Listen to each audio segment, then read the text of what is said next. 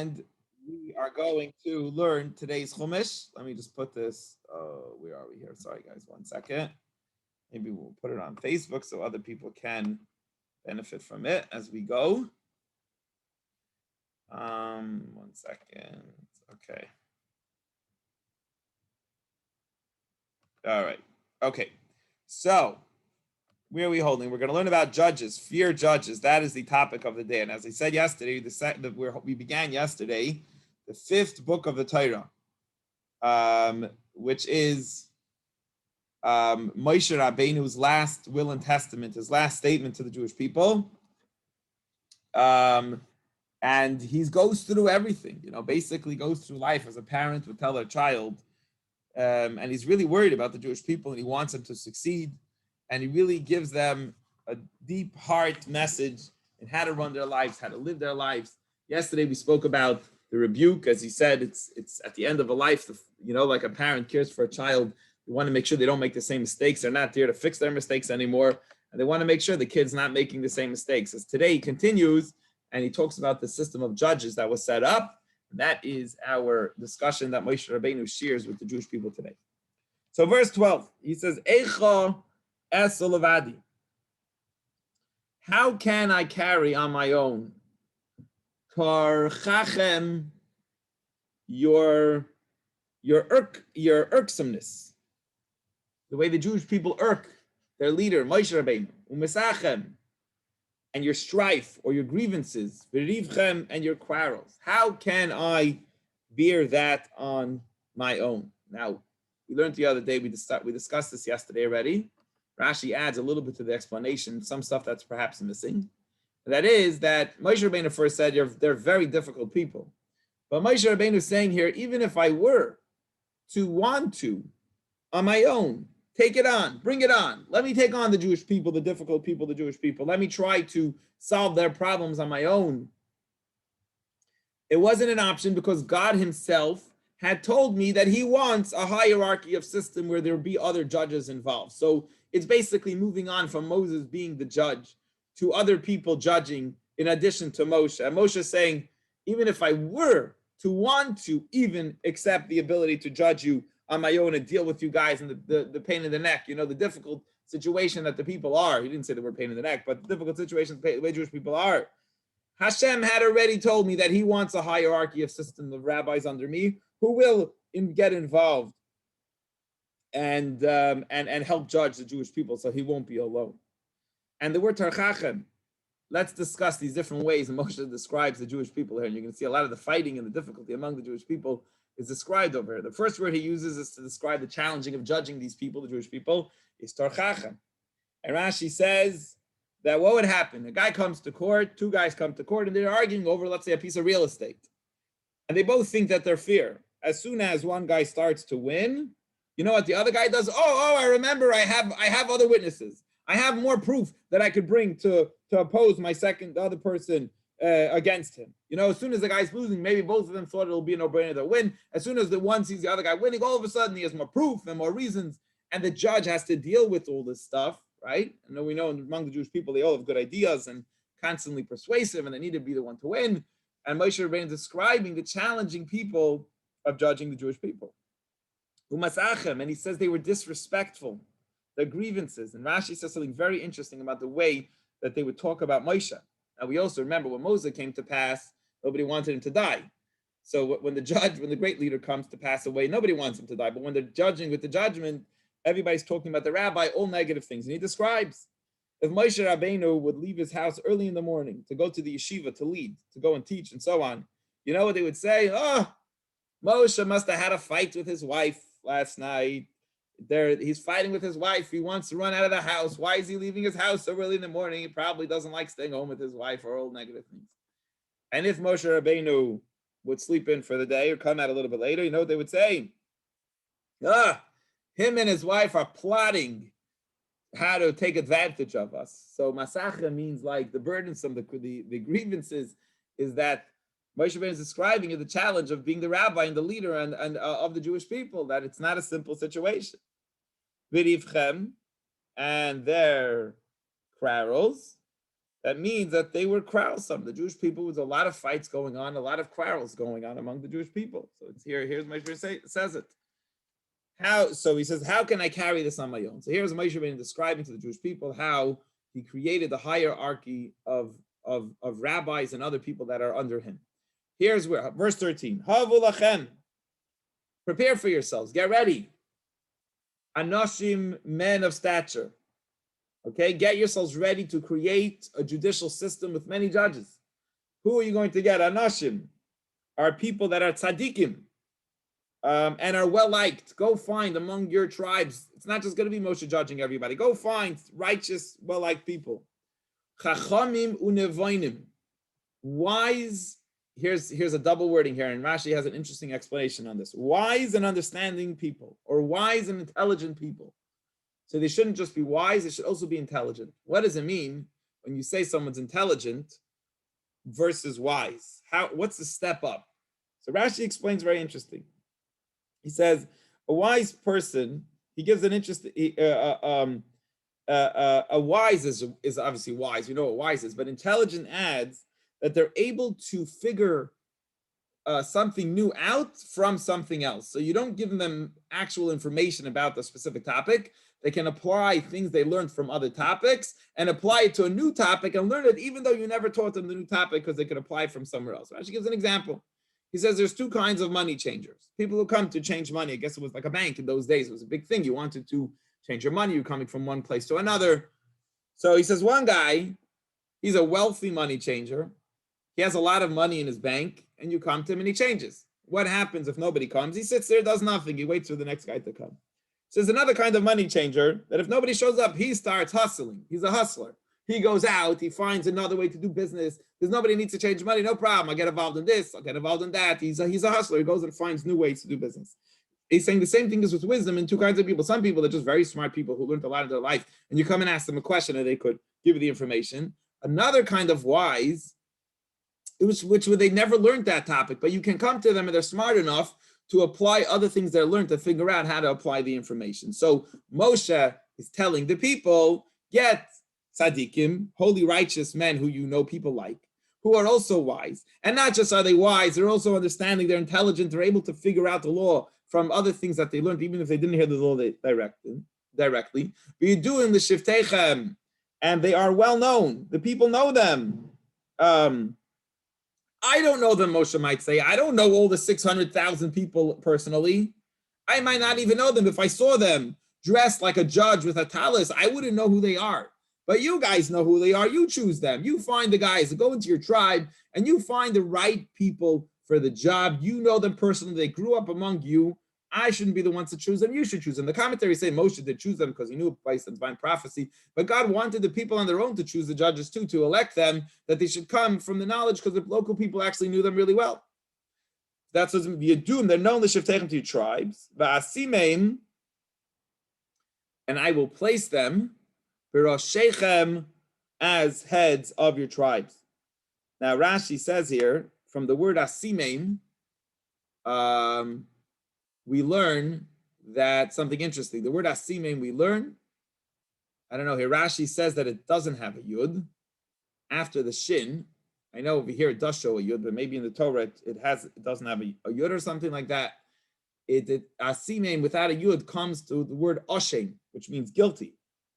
And that is that when a judge makes a mistake, he is guilty for what the Jewish people did. Because, or even if he doesn't make a mistake, if the Jewish people sin, the judge who's in charge and the leader is responsible, because since the leadership could have said something, they carry the brunt of responsibility, because they could have said something and solved the problem and stopped them, and he didn't, and therefore, Asimim is also spelled without a yud, because it has the word ashem, which means guilty, that the leadership will be guilty for the crimes that are done by the people. And they will become heads over you, over the people. All right, let's move right along. So that is a little bit about the judges that Moshe wants to hire. In his place, they're going to take over and lead the Jewish people from lower positions under Moshe. Betanu oisi. So when I told you this idea, you said back to me, Vatoimru. Yes, let's do it. Toiv Adavar. We like the idea of having local judges. Not, I guess, just like a federal government, one leading judge being Moshe Rabbeinu. We love the idea of hiring our local judges from our local community who we know and we're close to. And Rashi says that they were very excited about it. They should have said, no, Moshe, we want you to lead us. We don't want to have a hierarchy and then be forced to have rabbis under him. But they didn't. You know why? Because they all thought, hey, we know the judge. We'll bring him a gift. We'll bribe him. So that's what it went in everybody's mind. We like this idea of having judges who we know because we're able to bribe him and convince him. So Rashi says it was a bad thing that the people write it. We said, yes, let's do it. And I said, I want to do it slowly. I said, let's plan it out. Let's create a hierarchy. And the people were like, no, right now, bring us our local judges. We love this idea. We want to have local judges. And again, as Rashi said, it was a negative thing because they thought that they could persuade their local judges. Verse 15. The Ekach Esra Shechem. So I went and I took and I persuaded and I told them how lucky they are to be serving as leaders and judges of the Jewish people. The Jewish people are the children of Avram, Yitzchak, and Yaakov. They are called the brothers, the loved ones of Hashem. How lucky these leadership judges are that they're able to lead and judge the people that are so close to Hashem. I persuaded them, I convinced them, as you always find the Torah, Hashem often asks Moshe to persuade them how lucky they are for the position they're getting. And we took Anashim, men, as we said earlier, who are righteous men, the Yeduim, and are well known. But notice he skips out the word Chachamim Unavoinim. I'm sorry, he says the word Chachamim, he says wise, but he doesn't say the next word, which we called before, that could learn something out from something else. Not intelligent, just wise, and not understanding, as we said before. They could not find, Rashi says here, the criteria of leadership of judges which they wanted to find. They found Anoshim, men of stature, tzaddikim. They found wise people, but they didn't find intelligent and understanding to the depth that they wanted. So that was the criteria looking for judges, and they couldn't find them. But they did find some of the parts of the requirements. You do them and well known. And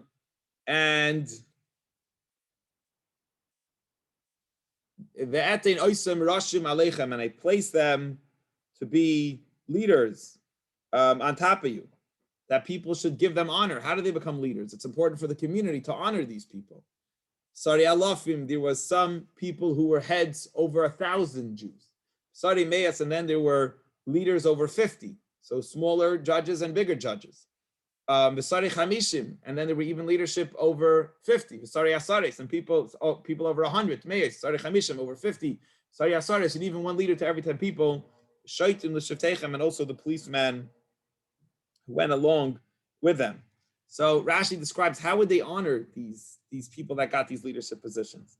Rashi says they had to give them honor when they would sell, give them the honor, the first one to sell, and when they would go to buy, they should be the first one to buy, and they should be the first one, the last one to come in, so everybody stands up for them, and they should be the first one to go out. And this is a way that respect should be given to these leaders, is creating here a hierarchy of rabbis and leadership of judges in order to judge the people. And there was a hierarchy system, 1 to 10, 1 to 50, 1 to 100.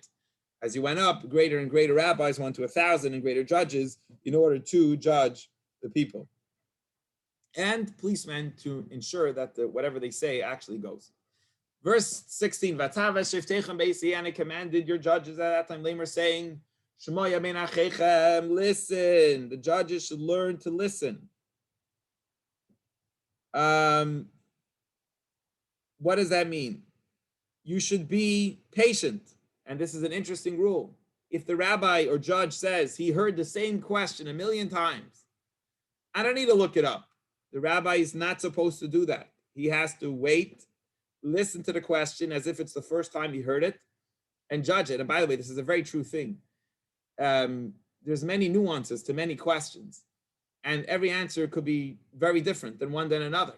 Someone asked me a question this morning, actually, and I went in to answer right away. And after we discussed it for a while, the answer was very different from where we started to where we ended. So even though you have questions, Moshe Rabbeinu here is telling the judges, you have to be very patient. Every time you hear a case, you have to give your full attention to the case as if this is it. This is the first time you're hearing it. Full attention has to be to that person. The rabbi can't be doing 100 things. The judge can't be doing 100 things and then move on one to another and just jump around. Another thing he tells them, once you take a leadership role, you are servitude to the people that you are serving. That's it. You're not the same as you were yesterday. Your life's not in your own anymore. Your hands are not in your own life. You're a public figure, and you now are committed to the community and to the congregation.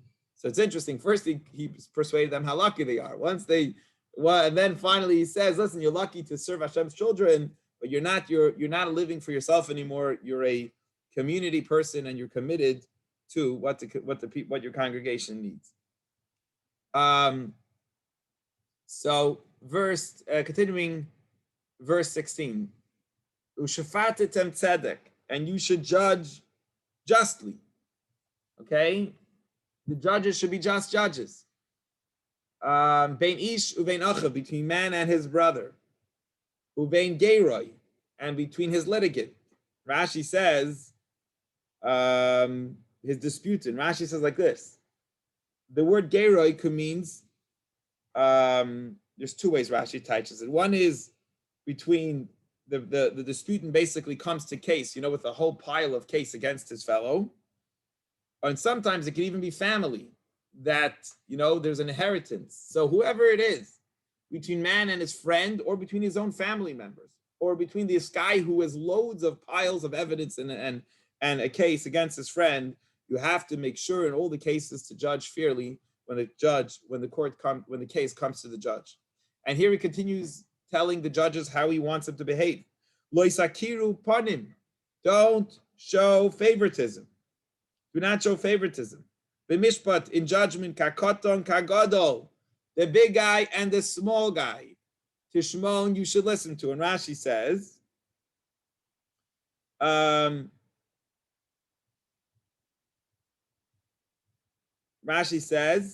it could be a case about a penny. It could be a case about $10 billion. The judge has to take every case seriously. He cannot say, okay, it's $100 case. Come on, I'm just going to skip through this. No, the judges must not base their judgment on how much money we're talking about here. The judges have to take, no matter what amount of money we're talking about, it's a judgment of Hashem. They should, they have to be very careful in judgment and make sure that they're taking every case seriously. That's number one. Another thing Rashi says is, don't say this guy is a poor man, and anyway, the rich guy needs to provide for the poor man. Do not favor the poor people in your case. It has no difference. Judgment has to be judgment. It has to be 100% straight and fair and honest. So I don't care how much money we're talking about, and I don't care if the guy's poor. The judgment has to be clear and fair judgment. And you could also flip it and say, what if it's a very prestigious rich guy, and you want to kind of like, I'll make you the one to win, and then I'm going to come to you after, so you're not embarrassed, and say, listen, pay the other guy the $100. You were really wrong. The Torah is telling us this is prohibited. Do not show favoritism. We're learning here. Moshe is telling at the end of his life the judges that what he expects of them and how he expects them to show the Jewish people and to be honest and fair and not to make any bad tricks regarding this thing. Lo yisaguru mipnei ish. Do not be afraid of anyone. This is also a very serious one. Sometimes when the litigants are powerful and the rabbi has limited, ability, they could twist the arm. Torah says the rabbi must stand up for the truth. The judge must stand up for the truth. And he cannot be afraid. It's prohibition in Torah for the judge being afraid of the person. Okay, so we shouldn't have any fear in this case. And he says very powerful. Why not? Because it's God's case. It's not your own case. It's not just you. You're representing Hashem. And I saw an interesting way Rashi explains here that if the judge messes up and falsifies it and gives the guy who's supposed to win a loss, you know what? Hashem now is going to make sure things are fair, and Hashem will provide for the guy who lost and make sure he gets what's coming to him. So you're going to end up causing Hashem to pay the guy what he needs to pay. So now you're affecting Hashem. It's a very interesting case. If the law had to be that this guy had to win and you made him lose, Hashem now has to go and make the guy who lost actually win. And now you're taking away from Hashem. So you're directly affecting God by making a false case. And anything that is difficult for you, Moshe Rabbeinu is telling these judges, don't worry about it. Takrivun elai, send it to me, and I will take care of it. And I will listen to it. So judges, you have a whole hierarchy. You have over 10, over 50, over 100, over 1,000. But if you guys can't figure it out, bring it to me. And Moshe actually got punished for this, Rashi says, because he shouldn't have said that. Even Moshe Rabbeinu, who could talk to Hashem and everything else, should never have said on his level that bring it to me. And because of that, what was his punishment? Hashem made it when the daughters of Tzalafchat came and they wanted to inherit their father's property because they had no brothers. Moshe Rabbeinu had to say, I don't know. I got to ask God. And that was where divine providence. Why didn't he know such an obvious case? Because divine providence left him as a punishment for the fact that he said, anything you don't know, bring to me. That wasn't humble enough, at least for the level of Moshe Rabbeinu. Rashi says we also find this elsewhere by the famous prophet Shmuel. When Shmuel went to anoint King David, Hashem said, go to the city and anoint one of Yishai's sons. And Yishai had a bunch of sons, I think like 7 sons. And he assumed it was the most good-looking, handsome, tallest son. And he was wrong. And then he assumed it was the next guy, and he was wrong again. How come Hashem led him in a way that shouldn't know? It's because also he misspoke at one point, and Hashem made sure that he had to admit that I don't have the information. The information doesn't come from me, and therefore the Shekhinah left him. I just want to go through, see, I didn't miss it. There's a lot of Rashis here, the way Moshe is telling the judges to judge. Let me just make sure I said everything. Yeah, don't stifle anybody's words. Don't be afraid of anyone's words. Let everybody speak, and so on. Okay. And if you do falsely, as I said, you're going to make Hashem pay up for the wrong judgment, and now you're directly affecting Hashem with your false judgment. Verse 18, and I commanded you basically at that time, and I commanded you that time all the things that you should do. What does he mean? All the things who should do, that the judges should do. That there are 10 different ways to judge.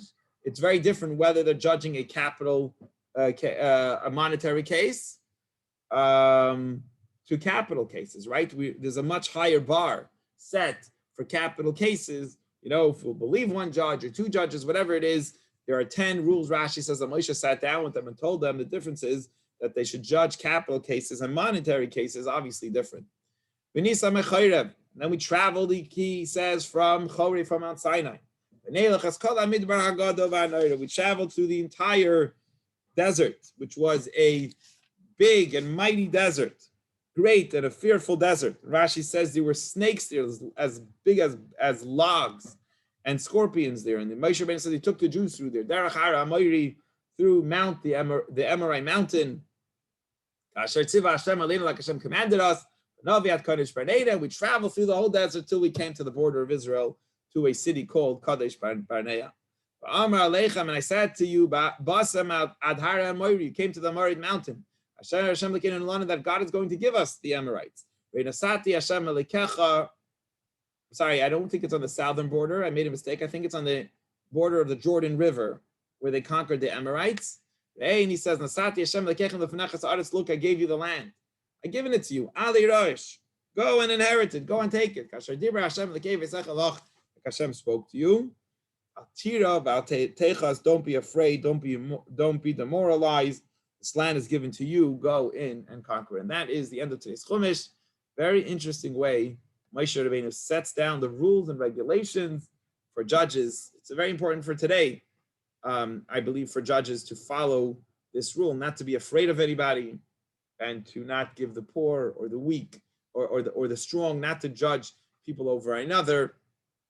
And you see, Moshe Rabbeinu even tried to find the right people, and he couldn't come up with the criteria that he looked for, but at least some of the criteria he looked for. As we know how important these kosher judgment is. Any questions?